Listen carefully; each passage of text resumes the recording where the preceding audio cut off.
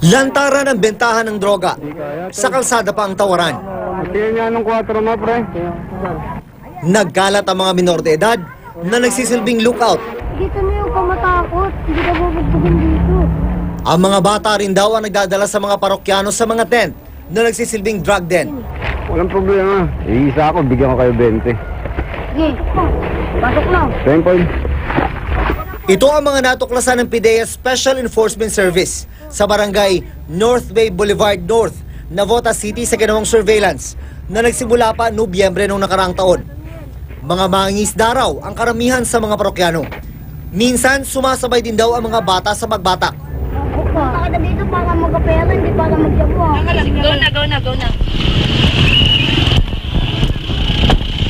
Kaninang umaga, nagsagawa ng bypass operation ng PIDEA.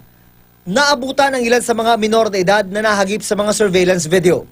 12 lahat ang mga bata na edad 4 na taon hanggang 15 taon ang nirescue ng PIDEA. Ang mga bata na dito talagang ginagamit na ng mga adults para magbenta ng droga. Aminado ang ilan sa mga bata na gumagamit sila ng shabu, pero hindi raw sila nagbebenta. Ikaw nakagamit ka na, di ba? Ano po, minsan lang po. Minsan lang. Kailan? Kahapon, no? Opo.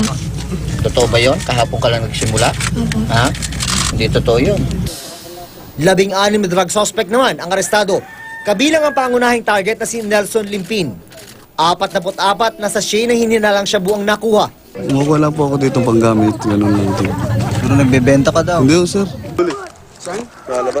Pero sa surveillance video, makikita si Limpin na may inaabot sa isang asset ng PIDEA.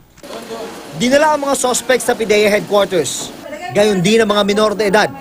Pinakain muna sila bago i-turn over sa Department of Social Welfare and Development. Ang pinaka-nakaka-alarmang nadiskubre ng PIDEA sa operasyon ngayong araw, kung dati ang mga minor de edad ay ginagamit lang taga-deliver at taga-bili ng droga, ngayon sila na raw mismo ang nagbebenta at nagpapatakbo ng mga drug den sa kanilang lugar. Sabi ng PIDEA, nakakatakot isipin kung sino-sino pa ang pinagbebentahan ng mga bata. Baka mamaya, sabi ko nga, kung saan sila nag-aaral, doon na rin sila nagbebenta. June Veneracion, Nakatutok, 24 Oras.